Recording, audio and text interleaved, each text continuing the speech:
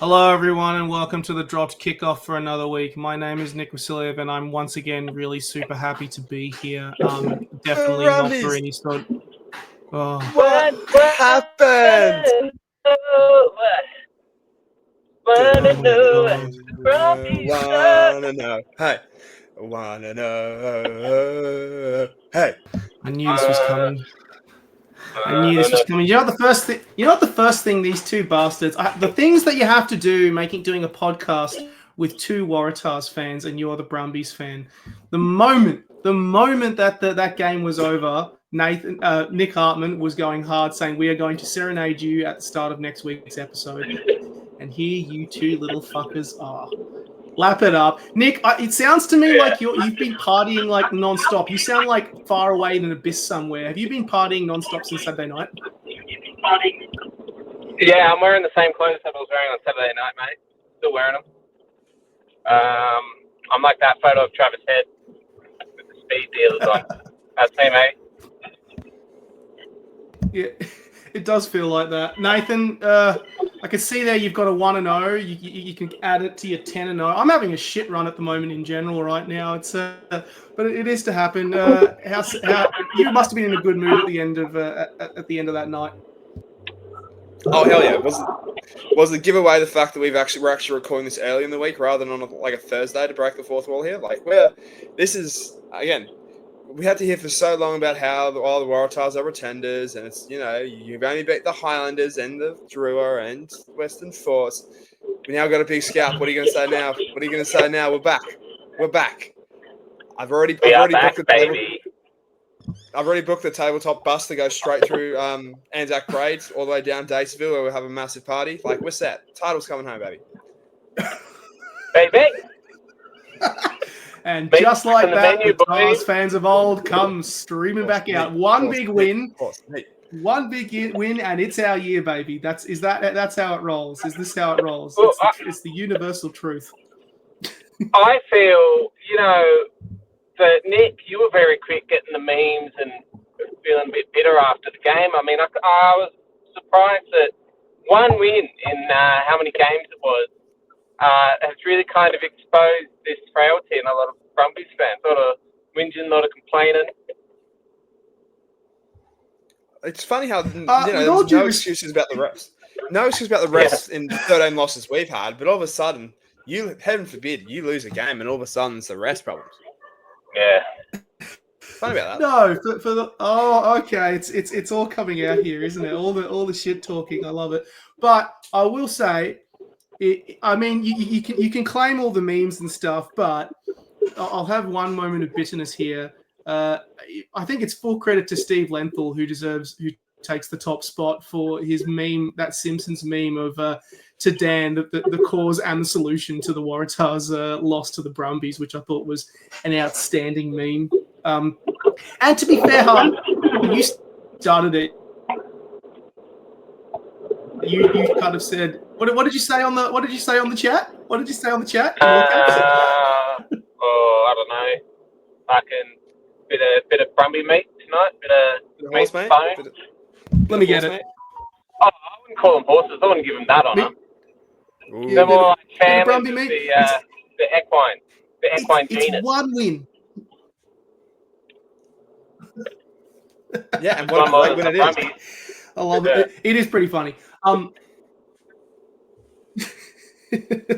Look, in my head, it's I'll make it abundantly clear, and I did put this out on Twitter, which you conveniently ignored, Hartman. I love it. I'm like, yeah, he's a bitter Brumbies fan. I mean, of course I am. I want to beat you guys all the time. It's the one match of the year that I care the most about, and I lost.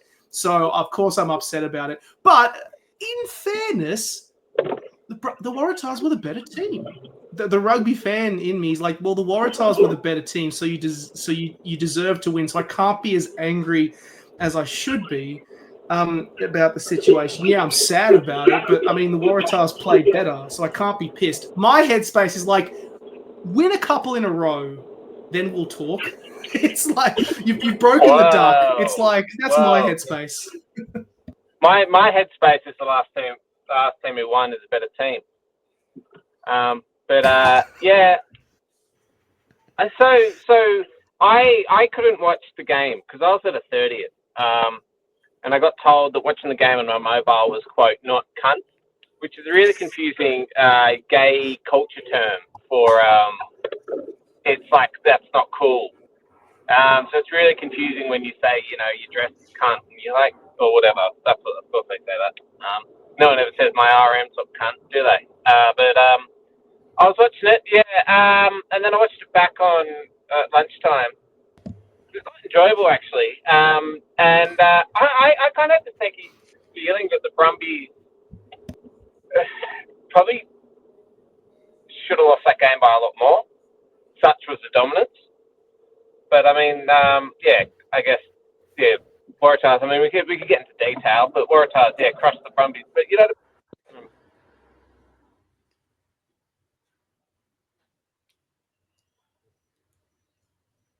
Is he going for you? He's going for me as well. Oh, he's muted now. That's his pickup.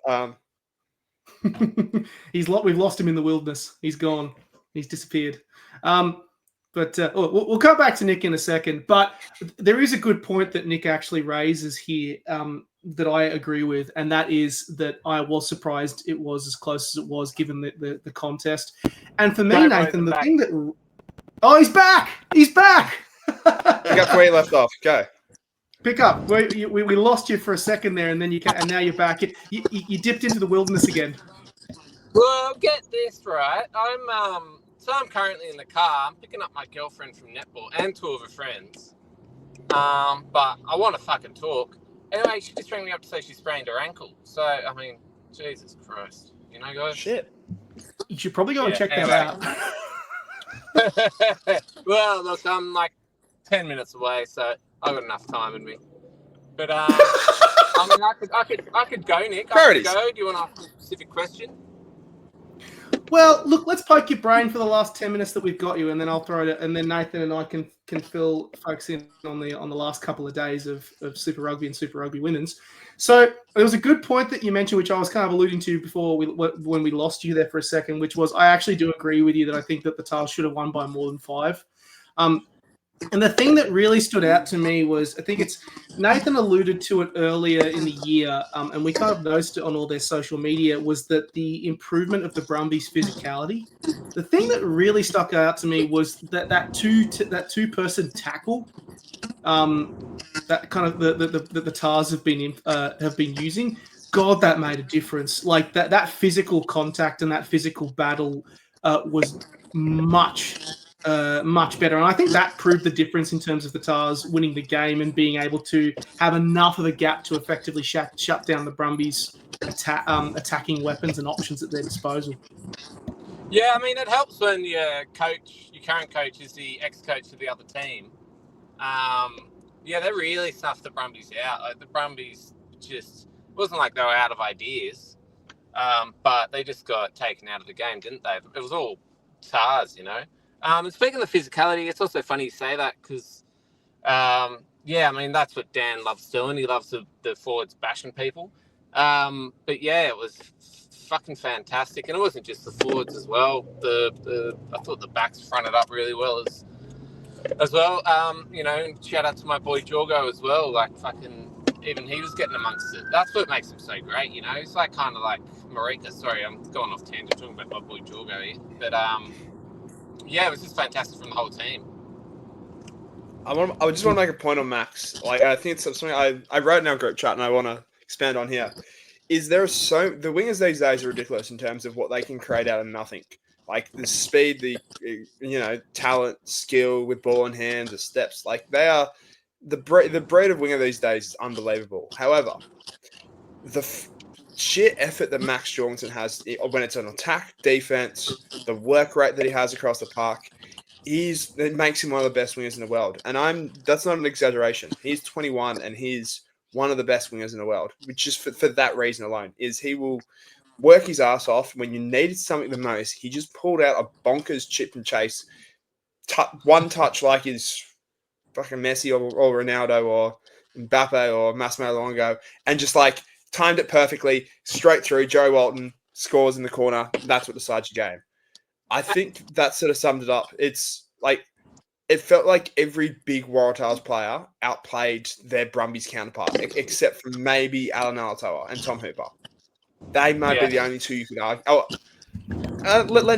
Egan Howe probably is another.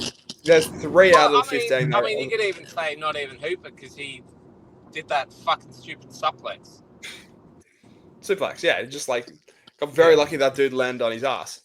But the majority of the big name Waratahs stepped up and outplayed the Brumbies, and I can't remember the last time that's happened for a Waratahs side. So that's what was so encouraging for me. I can. It was 13 years ago. 13 matches ago, rather. Yeah. Fucking hell, man. 13 years ago. That's all he's going to say. Mate, we still had Checker as coach back then for the Wallabies. Calm down. Yeah, true that.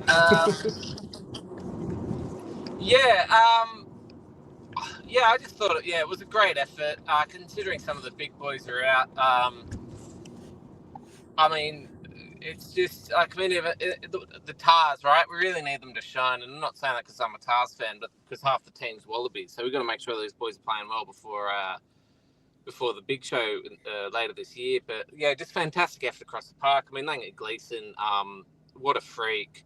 To think that, in Wallaby selection, it's already hard enough. We've got Valentini and Harry Wilson, and then, sitting on the bench, we'll have Lange Gleeson. Like, how good are we? If only we had that kind of stocks in the fly halves, which we can talk about a bit later. But, fantastic effort from all the boys. Even like shout out to Julian Heaven, because, the third hooker to come on. I mean, he doesn't deserve a shout out for losing 3 lineouts, but fantastic performance from the dude who was, gonna suit up and watch the game from the stands. I don't know, Nathan, how many hours before he got the call up, and then ended up playing most of the game because Mahe Vailanu, did he do his elbow, Nathan? He's broken his hand. Yeah, he didn't look good. Saw him on the sidelines with the sling, but yeah, just fantastic performance. Teddy Wilson, I mean, makes you forget about Jake Gordon. He had a fantastic game, and he's come on before and haven't really been wowed, but he was really fucking good. And yeah, I thought our centers as well. Like, what the hell's happened there? They had a really good game. And watching that performance, it's kind of thinking like, man, when Swiley comes in here, it's not going to be, holds together the team, stop them making, make them from being mediocre to decent. But after watching that game, Swiley's going to come in and make these guys cutting edge. There's a point there as well that you make, and it's something that Dan McKellar illustrated after this game. Like, everybody looks at this Waratah side and sees the Wallabies and goes, "Oh, this is, the glamour club. That look how much they've been handed. Blah blah blah." If the people that made a difference on the night were your Teddy Wilsons, your Henry O'Donnells, your Ben Grants, your Lawson Crichtons. Like, Lawson Crichton outplayed the Wallaby starter, no Alessio. These the sort of players on the fringes that really have improved and stepped up over the past fortnight with people out that just killed them. Yeah. I love Nick's road rage for doing this as well. It's great. Oh, just classic Sydney fucking traffic. Can't let anyone in. What I was going to say as well is it's like you leave Timers off the bench. Heaven, as Nick alluded to, I think he made 19 tackles off the bench. Like, these are the guys that are stepping up. It's not the Wallabies are great, and I said they outplayed them, but your difference makers was those guys who would be your 25 to 30 in a squad all of a sudden just started cooking, and that's the sign of a good squad. It's not your 10 or 11 Wallabies in there. It's those guys in the fringes and the edges that step up and play alongside those guys to such a degree you don't know which ones out there are actually Wallabies or not. I mean, talking on that, right? Because this is my favorite thing. Sorry, Nick. Sorry, this is my favorite thing. Is the backup pack. These guys seem like they've been playing with each other since they were 12. They just come on and you don't notice a drop. They know their job that they have to do. And look, maybe you're kind of overrating them because they only play 10 minutes at the end of the game, but I thought they've all been fantastic, to the point, and I said this to Nathan on the weekend, that I wish the English guy, Adamson, would come on for Gamble, start for Gamble. I just want to see what it'd bring. But anyway, Yeah, absolutely. It's a squad. It's great. Like you see what's happening at the Reds. They just have this amazing squad now, and all I can think about is kind of Lucan Salakai Loto.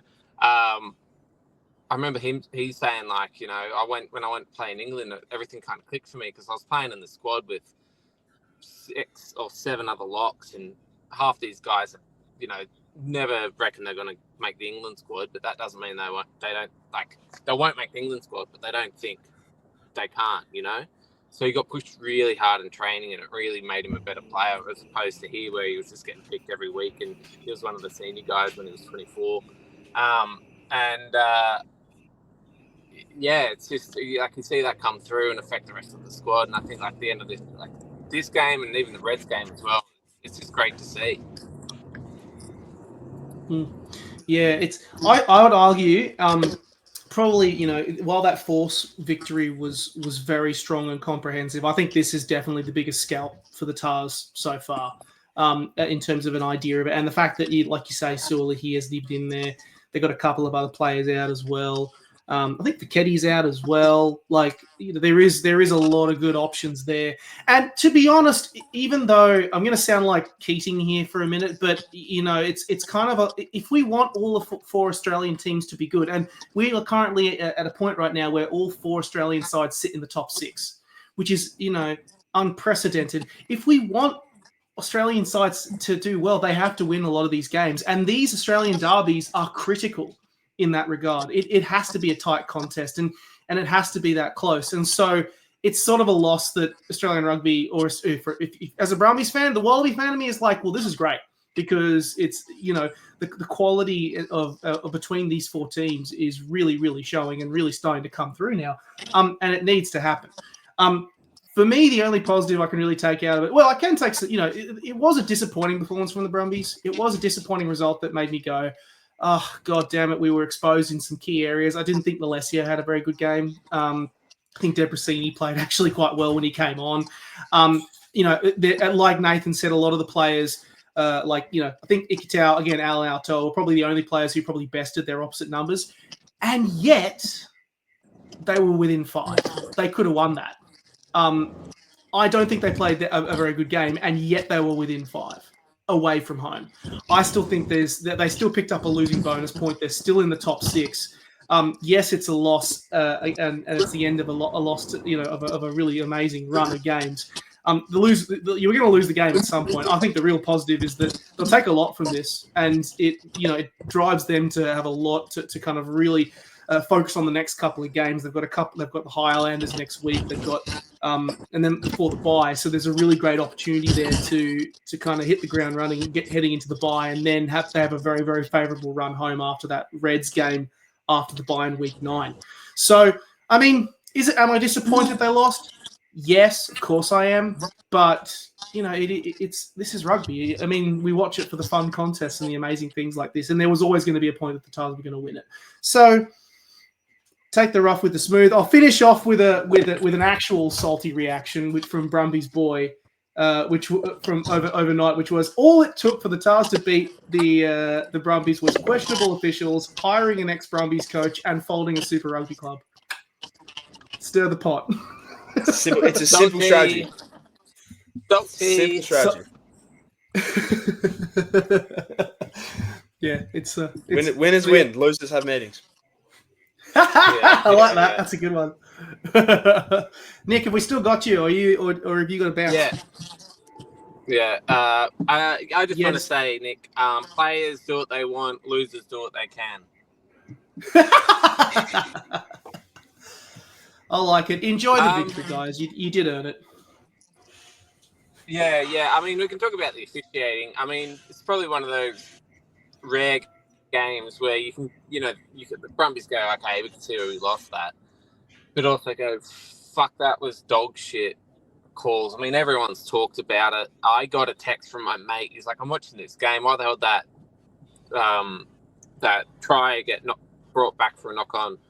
It's absurd. I really think they need to insert some sort of rule, like, does it make for a good game, kind of, just go with the flow. And he could just gone, yeah, try, but we're not going to worry about that that deliberate knock on, which normally would have been a yellow. But yeah, just wild. Shout out to Nathan, who got mentioned in the ESPN podcast. I was listening to on the drive home today. Because Chrissy Doran said he kept turning around and looking at Nathan going, what was that call for? Or did they miss that? Just fucking wild, eh? Makes you miss Angus. But yeah, wild wild calls. Would have been incredibly infuriating. But I mean, the Brumbies, almost ripped off about 7 Tahs heads and got nothing for it. Yeah, there was about 4 cards missed in this game. Basically, one from the first whistle and Corey Toole hit Langy in the head. Look, I think even I'm not going to get into ref bashing. I think even Ben O'Keefe knows he had a bad game. I don't think anyone's going to come out and say that this was one of his best performances. But yeah, sometimes when you're in that situation, you've just got to be a bit more decisive in terms of what call you make. You either accept the call that is play on and we go for that, or if you see a ball get knocked forward, you call it a knock on. Like not instantly be like, oh, let's rely on the team to check that. Like, I think a lot of those calls would be a lot better if he was just decisive, just made a call and stuck with it. That's what it was. My thing is a lot of these referee contentious stuff. It's like, what do you want out of this? Do you want like robot referees that get everything right? They measure down the straightness of a line out throw to the nearest nanometer. You know what I mean? But I think the calling it back for the try was ridiculous. That is like, oh, I'm pretty pissed about that. Like, even saying foot out, it's forgivable, whatever. And it was a good bit of skill. Like that, I think should be, shit happens. But the calling it back after 20 phases, and I can't believe Ryan Lonergan didn't swear at Ben O'Keefe for that one. He did well. He should get an award. Show good composure, but yeah, I mean that's part of the new rule, which has the whole instead of it being the last 2 phases, it's just the last attacking phase, and that's such a broad term. I don't like it. It's weird. It doesn't like. I get what it's there for. It is there to sort of clean up the clangers and the absolute howlers. And the reality is, if that try had stand, again, me and Nick would probably be on the side being like, how do you miss something like that? That's ridiculous. That's what we have Teamo for. So we're just living on the other coin of the other side of that coin. But agree, it just not a good game for the referee. And also, I don't think his knock-on impacted anything. Sorry?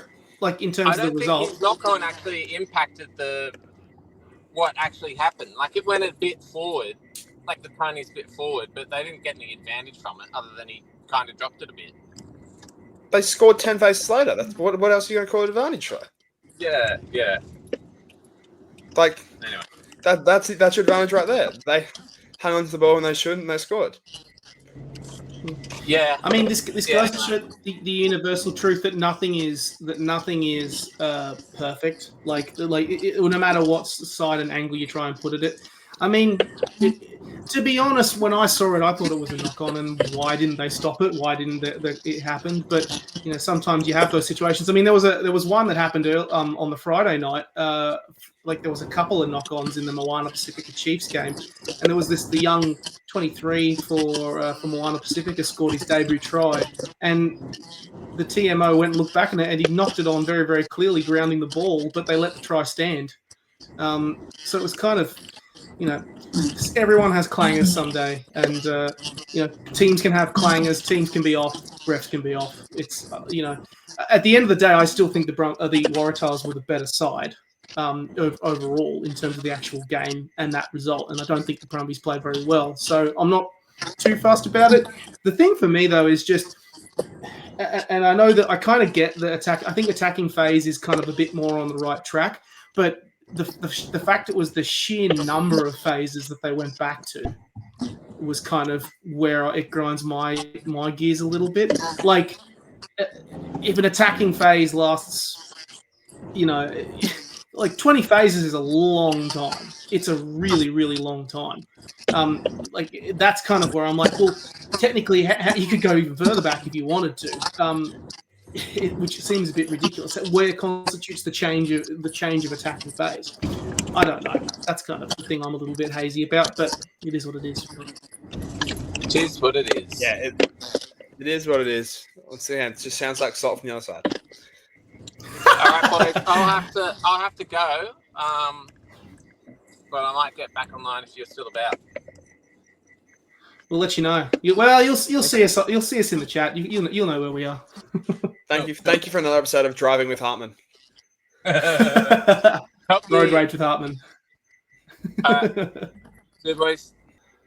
Oh, thank God! Now it's just you and me. No, anyway. So let's move on from the. I think we've talked about the Tahs Brumbies enough. Let's talk because there were a couple of other really, really great results. Have we? What? I'm kidding. What do you mean? Kidding. Let's talk more results. I think we should talk Reds Highlanders first before we finish off with the final match, which is again kind of further highlighting the quality of the Aussie sides at the moment. There are 11 players, to my knowledge, out for the Reds at the moment. And I think there's like 7 or 8 Wallabies in that 11. And yet, the Reds still put out something like, I think it was 10 Wallabies in this squad. 10 Wallabies in this squad, and they broke a 12-year drought. Another long, funnily enough, another 12-year drought broken by Australian sides in Dunedin. Crazy. Like this is just the year of breaking droughts. Whether it's the Brumbies doing it at Eden Park a couple of weeks ago, Reds now doing it in Highlanders. Like this was what I love about this performance is it wasn't flashy. This was just pure dominance, and like shout out has to go to the work that's been done on the Reds set piece because my goodness, it won them this game. It's rare that you get it's so clear and obvious that this game can be won by just the impact of a front row scrumming their hearts out. But that's what happened. Like Alex Hodman came on, and I like Seth Fangarsa doesn't get enough work or doesn't get enough credit for how he set that up in terms of just wearing down the Highlanders. But Hodgman came on and just took that to another level and absolutely murdered their scrum. Got the Reds back into the game when they were in a very precarious position there. Like when Harry Murray gets yellow carded and they're down 17-12 at halftime. That's a game which most Australian teams in the past have just kind of just been like, all right, the game's gone. We'll go away from shape and just hope for the best. They stayed patient, they stayed calm, and they got the job done. And it's really exciting to see that. Like you said, this Reds team. You mentioned the sort of number there, but it's the quality of those people that are out. Fraser McWright, Tate McDermott, Liam Wright, Ryan Smith, Jock Campbell, Josh Fluke. These are people that have played serious test matches and been trusted in serious moments, missing. Yet it was your Kalani Thomases of the world that stepped up and really sort of got them over the line. Like, it is, again, there's something special building at the Reds right now. And, this is just they've shown over the past sort of month or so that they are truly title contenders outside of that loss to the Crusaders, which even, looking back on it, you could probably concede the Reds are more their worst enemy than what the Crusaders were. So, for Queensland fans, this is a really exciting time and a team just that should have everyone's belief they can go the entire way. Top 2 is realistic here for me, at least. I think that I do worry about the expectation in the side. I do worry that because they did have a relatively favourable start, but I do know that the run does get a little bit tougher coming towards the end of the season. They've got the Chiefs away from home. They've got the Brumbies straight after that. They've got a Blues match, I think, after the bye. And then they've also got to travel to Fiji, which, is a tough place to win, even with the Drua kind of not being at their absolute best right now. There is a lot of tough games in there. And they've also got to go to Canberra as well. They've still got those 2 Brumbies fixtures to come up back to back as well. So, but, they've got momentum. And when they've been on, they have been on. It's really fantastic to see. And I kind of am very curious, with the whole discourse in the background with Les Kiss. It's gonna continue and it's gonna be discussed and it's gonna be this and that. What I have been really impressed is apart from that loss to the Crusaders, it's been one of the things that has really kind of stuck out to me. I think last year it was simply a case that the Reds would often score. It was a case of their attack was so excellent, but they'd score more points. But it was just a case of scoring more points than their defense could leak. This year it seems very, very different. They have, they kept the Tahs to under 20 points. They kept, even that Moana Pacifica game, which was a real try-scoring fest. That was kind of more classic Reds of last year. But even that Force game, the Force side at home has a lot of exciting options. And in any other game outside of that, the Force have looked really strong and really on the attack, and they kept them, within lane and within range, and was able to manage to pull that game out of the fire. So the defense has really stepped up a little bit. The synergy has really stepped up a lot. That's kind of it feels like a natural progression based on the year before. Yeah, it just feels like a complete performance these days now, rather than, as you said, just trying to sort of outgun teams and hope for the best. Like, this is a real sign. Like, this is what feels like it's been building for the last 7 or 8 years, going back to the Thorn days of when he basically gutted the place out and trusted these sort of unknown rookies of, Wilson, Wright, McDermott and co. Like, you're now seeing these guys properly in their prime now. I think it's something that's not actually been discussed enough about just the place that Australian rugby finds itself in right now, is we're now sort of seeing the prime of those 20, 21-year-olds who are coming through that junior Wallaby side that came second to France, who are, going pretty good as it is right now. You've now got, again, a whole bunch of other exciting young talent like your Jorgensons, your Suolitis, your Tim Ryans of the world to complement them, along with experienced heads like, again, you look at the Reds, for example, and Alex Hodgman, Jeffrey Tumunga Allen in the background, working away at helping out and molding the next sort of big prop in Massimo DeLutis. Like, what you have right now is the years of sort of, this next generation's coming through. The next year they're coming. All that chat is now sort of bearing fruit. And I think the Reds are the best example of just how good the position of Australian rugby is right now in terms of just the talent and depth. Like, it's just insane what's building there. And it just leaves everyone feeling really positive about the game, which it's a rare feeling. It's, again, we're generally sort of dreading what could come against the Kiwis. And I think we've often referred to the cycle of, we have hope, and then we play with New Zealand, and it's back down to the bottom. We get hope preseason, delusion, hope, and back down again. But I generally think it's just more than hope this year, which is really exciting.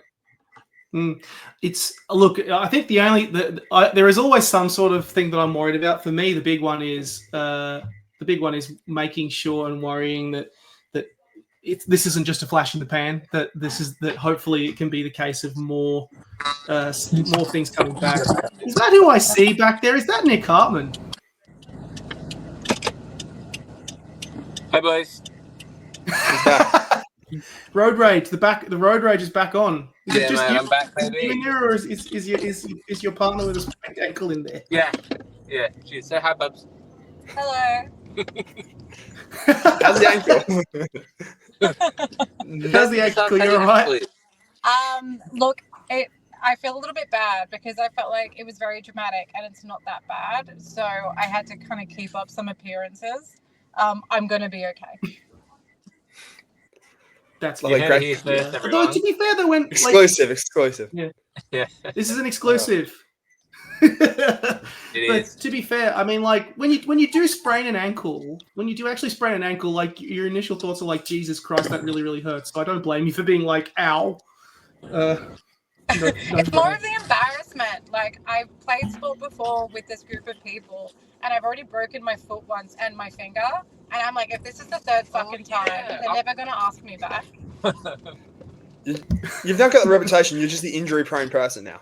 You are that person who just straps their entire body as they're about to walk onto a field or a court or whatever you do. Every athlete has their downfall, and I guess that's mine. Glass bones. There you go. It's the realities. Prime athlete. Nick, you've caught us. We've literally just finished talking about the Queensland Reds. We're going to wrap up with the Western Force and then talking about Super Rugby Women's. The Force. Okay. Holy hell! It's I will say 52-15 over the Fijian Drua. This was a shellacking. It was an absolute demolition. And funnily enough, Sunday afternoon, 34 degrees in Perth. It was hot. It was like, I mean, it was great for television, but I think that was where it ended because it would have been bloody hot conditions there in Perth. But Nathan, Jesus, what a result for the Force. Yeah, they cooked them. They, again, using the metaphor of the heat, they just got absolutely smoked. The Force were just red hot. They just, every chance they had, they took. Their rolling maul absolutely murdered the Drua. Nick Dolly looks like a great sort of pickup from them. And also signed till 2028, which is lovely. Like, they were well on the show that just was never stopped and just kept the pressure on till the end. Like, I don't know, something about like the Fiji and Perth, they just come out and generally just play horrific. I don't know what it is, but it seems like every time they go over there, they just like it just relaxes them too much, or I don't know what it is. They just go out there and get smashed. They're humid, but the babies can't stand the dry heat. I say, like the last time they played here in May, it was 48-10 to the Force. Yeah, like, it was weird. It's something about this. The official diagnosis. Shit happens. I think there was a good Glenn Jackson. I mean, I feel so frustrated for him because, like, obviously first coaching gig. And I actually don't think the Force, apart from this match, have actually been that far off the pace. All of their games have been really close. They've been competitive. They've been keeping that record at home relatively intact, apart from that loss to the Brumbies. Jeez Louise. He had a quote in the post-match presser, which is one of the most savage quotes. I've tagged it in the dropped kickoff tag, which is Glenn Jackson with the fire in the presser following the Drew's 52-15 defeat to the Force. Courtesy of Steve Lenthal. Thank you again, mate. Very frustrating. We've been here for 8 days, and it's obvious that the boys had more of a holiday than to prepare for rugby. Brutal. And there was another sighting as well. Someone else got sighted. Jesus. At what stage do we notice this being a trend of the Drua getting well and truly behind on a scoreboard and then copying doing something stupid that ends up with someone getting cited? Happened last week with the whole Matika Murray hit on Leonard Katau. Rebels last year. At what stage is this a trend and not just a series of happy accidents that happen just at the wrong time to the wrong people? It's funny, like they're a funny team. Hey, like they're unnaturally composed when they're throwing the ball around like a basketball. But just as soon as it goes wrong, they start, punching the other team, doing stupid shit, collapsing completely. Like the Glenn Jackson thing, they just got on holiday here. They're a wild team. For good and for bad. Yeah. Yeah, you're right there. It's just, again, this has been the Drua position the entire time is, you can't afford to be this hot and cold in Super Rugby. You can't afford to have moments of brain farts constantly or madness. Like, it just ends up being it just ends up being your own worst enemy, really. So, like, they just need to sort of refine their game, still keep the confidence in throwing the ball around, but just fix up the discipline and they're set. Got to keep their composure, don't they? Yeah. The old we're nervous, they're calm. Wholeheartedly. It's got to be the reverse now, yeah. Yeah, like, honest to God, I know that there's a lot of very passionate fans out there who have said a lot of stuff about how referees have spoken to the Drua players and stuff like that. But there are some instances where I think you can make that debate, but some of these moments in this game, I'm like, no, that's just poor discipline. It doesn't matter who the team is. You could do anything like that. It's poor discipline if you're going to do something like that. So, yeah, look, it's a shame. It's a real shame that the Drua ended up like that. I mean, the last time they have won in WA before, but it was a previous competition. It was the NRC where they won. So that gives you a sense as to how far back it was. Yep. Got it in. NRC there it is. being mentioned. NRC being mentioned. Tick. Take it off the bingo Add list. it to your bingo, all of our listeners. Add it to the bingo. Nick W mentioning the NRC. But yeah, it's very good for the Western Force. They'll really take a lot of positives out of that. They're going to head to. They really have to break a bit of a duck against the Queensland Reds this weekend when they head to Suncorp and then back home for another game against the Highlanders. So another opportunity to get a good W at home. So clear opportunities there as well. Before we finish up and wrap up this podcast, we have Super Rugby Women's, which, God, Nathan, I am pissed, mate. It's final round of the regular season already. What the hell? Yeah, It's disappointing. I'm hoping this is the last year until we get like the proper Kiwi crossover. Yeah, I hope so. It's frustrating, but God, because I will say though, credit where credit's due. Every single game has been fire. I think looking at how the season is kind of going to resolve, by the looks of it, the Western Force, the Brumbies are likely the outsiders now to make finals off the back of that loss to the Queensland Reds at Viking Park. Western Force getting the W against Fijiana. It was a good afternoon if you were a Force fan. It was a really, really good afternoon. Back-to-back wins at home for the men and the women in a really high-scoring affair, kind of showing off the actual muscle that they really have.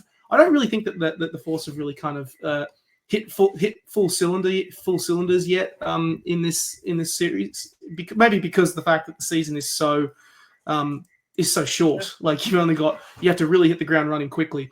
But this week it's going to be a fantastic weekend. I think the Reds, they look to be coming into their own a little bit. Kazlik looks great in 15s. Really, really promising. You can tell she really wants to get in there. Yeah, she is. I actually didn't mind. Yeah, I didn't mind the test of Kramer at fly half. I was a little bit like, it raised an eyebrow when I saw that, but I don't know. Like, what do you think about that? I don't think that's the move. I think if you're going to play Laurie anywhere, like Charlotte, you either play Charlotte at 10 and Laurie at 15, or you move Laurie to the wing and have Charlotte at 15. She's not a 10. Simple as that. Again, I watched this game and kind of thought, oh my goodness, imagine a back three where it's her, Maya Stewart, and Maddie Levi. Or if Maddie, you want to wait till Maddie ends up in a game, even Desi Miller will do. Thank you very much. Look, it's going to be devastating. It's like the back three that they're going to have at their disposal this year in terms of talent is going to be terrifying. It's going to be, the levels they have is crazy. Again, unsurprisingly, Charlotte Kazlik very good at 15s as we expected. And this was her first game starting, and she broke like 6 tackles, made 100 meters. It's going to be so fun watching her play. And I swear to God, if she gets injured and does something bad, I'm going to down a bottle on stream. We'll put a live podcast stream, and it'll just be me downing a bottle. I mean that. Oh God, that's good. We'll see that happen. Just watch that happen. But look, it'll be a good chance this weekend. I mean, the Reds, Fijiana Drua actually have the bye this weekend, so it's all 4 Aussie sides in action. The Brumbies effectively playing for their season. Well, actually, effectively, it's finals already for them. Absolutely, they are. Yeah, because they're literally in 5th. They're literally at the bottom of the ladder, which is such a shame because they've been playing really well as well. All the teams have actually have been playing. The quality is really noticeably improving, and it's just the fact that somebody has to finish last as the reality of the competition, and they're really not playing that badly. But it's just, it is what it is. They'll be hosting the Waratahs at Canberra Stadium, which should be a fantastic clash. I mean, I was hoping for an Australian side to beat the Tahs this year. I really thought it was gonna happen. I would definitely say the Tahs are favourites for this one. You never know. But, oh, God dang it. And then Reds versus Force at Ballymore, which is really going to be exciting. Always a great place to watch rugby. Thoughts, feelings this weekend? Who do you think is going to make up the top 4? I think it's too much of the Brumbies. As much as it would be great to have all 4 sides in the semi-finals, the Waratahs have just too much to play for with a home final on the line. I think this ends up again the Force. Let's look back at the Force's last 3 games: a draw against the Brumbies, which they can claim they probably should have won; a last-minute loss to the Waratahs, where they'd led for 70 minutes of that game, and then finally getting to see the potential if they dust the draw. Like, this is a good side. I kind of lean it towards it being a forced win, even though it's in Queensland. I think they're starting to come together, and I'm just going to say they're going to have enough to beat the Reds, which would mean, if I can do math properly, if I say the Waratahs beat the Brumbies, Force beat the Reds, that would mean, oh Jesus, that's a New South Wales Queensland semi-final winner gets in, and then Force draw. Jesus, that could be spicy. That could be spicy. But yeah, I'm going to stick with my prediction. Waratahs and Force win on the weekend, setting up 2 great semis next week. Oh, yeah, bold. Well, I mean, I'm curious about that Force one. I mean, that being said, though, I did tip the Force to come second this year. So if there is an opportunity, like if this is the opportunity to nail that down, this is it. Even if it is against a very, very talented Queensland Red side. So one to watch. I think that covers us. That covers us for this week, Nathan. Is there anything else? Any other rugby we need to shout out or recognise? I think we've done Six Nations. I know the Six Nations the women's Six Nations is about to start soon. No, nothing. Oh, it's already underway. It started over the weekend. Yes, sorry, that's right. It is underway. Apologies. Yes. I mean, we've got Hong Kong Sevens this weekend, which will be at the new stadium, which will be fun. Again, look up photos of that. That looks like an absolute spaceship. It looks amazing. So yeah, I'll say Sevens going in. The women going in with maybe the most inexperienced side they've ever put out since the beginning of the tournament, really. So it should be fun. All that happening same time. Tahs play Hurricanes and Tahs play Brums in Super W. So I'm going to. I can't say what I'm going to do. Down some liquor. I can't say what I'm going to do. I wanted to make the joke. I can't say that. I'm going to get people calling me. I'm going to start getting numbers sent my way. Look, this is actually just going to be another exciting weekend. Like, it's a huge weekend for the Waratahs. I just want to be competitive against the Hurricanes. I know it's going to be a rough six-day turnaround. Like, to expect them to win is a bit much, but I'm looking forward to just the good times to keep rolling. And again, this delusion to be turned true that we're actually have 4 competitive sides.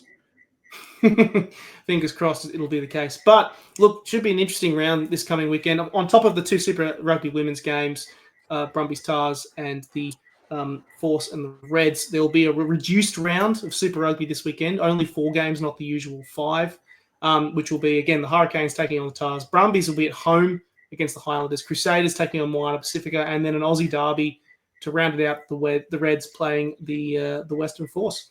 I think we're done. I think that calls. I will say one last thing for any of our listeners on Twitter, or indeed if you're on Green and Gold and you're listening in here, we're currently actually doing a bit of a survey at the moment, doing in regards to potentially starting a patron page for the Dropped Kickoff.